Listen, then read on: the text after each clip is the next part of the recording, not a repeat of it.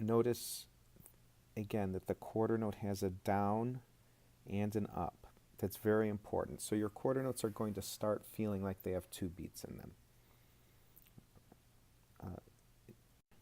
If we think about counting and clapping this measure, we're just looking at how each of these counts lines up. And remember, we are counting the beat. So the part that we're counting is the beat, and that just stays steady. 1 and 2 and 3 and 4 and. That doesn't stop. The part that we clap is the rhythm. So we're counting a beat and we're clapping the rhythm. Okay? Let's try that.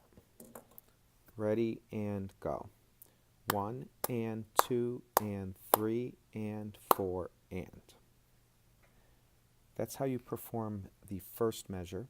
If you need to pause the video here and practice that on your own, you should. We'll go ahead now and take a look at the second measure.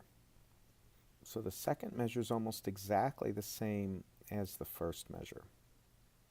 In fact, if we just zoom a little bit here, we'll notice that there are 4 eighth notes in the first measure, and it starts with 4 eighth notes here. And then there's a quarter note on count 3, and in the second measure there's a quarter note on count 3. And where it's slightly different is there's a quarter note here on 4, and there's a quarter rest on count 4. So these rhythms are basically the same thing. Once again, if I write in the tying part of it, what we say, the first measure is ta, ta, ta, ta, ta, ta. And the second measure is going to be almost the same, ta, ta, ta, ta, ta. But for the rest, it's going to be We're thinking both eighth rests here in this quarter rest. So we're keeping a steady eighth note beat all the time. If we go back to just this measure, in the second measure, the first eighth note's on a down, the second is on an up, then down, then up. Quarter notes get both a down and an up, and this quarter rest gets both a down and an up.